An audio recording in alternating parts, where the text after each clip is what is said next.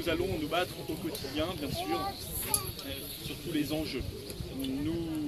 Dans les enjeux d'actualité, il y a par exemple la question des services publics. On voit bien avec le rail actuellement. Il ne s'agit pas de soutenir les syndicats, parce que les syndicats sont complices de la situation actuelle, évidemment, en ayant soutenu en toutes circonstances où on est.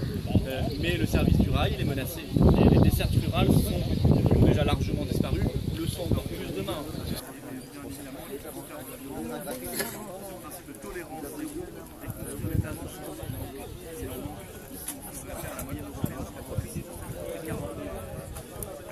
C'est la défense de la... Certainement pas. Il y a des énergies en France, et bien ces énergies, ce n'est pas l'UMP et le PS qui vont les mobiliser.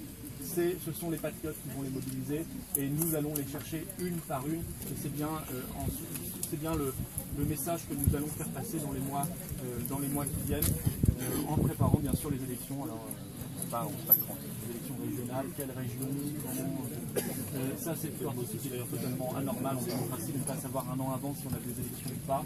C'est une première, mais en tout cas on les préparera bien évidemment, les cantonales aussi s'il y a encore des départements, nous l'espérons, et puis les élections de toute façon qui viennent. Pensez-vous de l'action des bonnets rouges?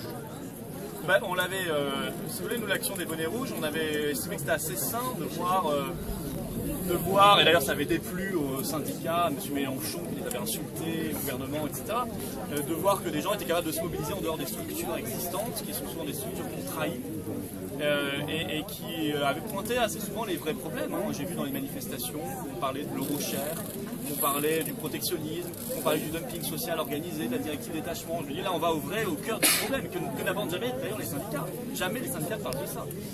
Donc on avait plutôt de la sympathie pour ce mouvement. Après je sais qu'il y a des récupérations politiciennes derrière, je suis pas naïf sur tout ça, mais je crois qu'il y a parmi les manifestants et on va dire même au-delà de ça, les sympathisants, ceux qui aiment ce mouvement, pas mal de nos électeurs qui voient plutôt d'un bon oeil ce qui s'est passé. Et nous sommes très défavorables, évidemment. Ça qui fait le succès d'un mouvement comme le nôtre, un grand mouvement politique comme le nôtre, aujourd'hui le premier parti de France, le Front National, ceux qui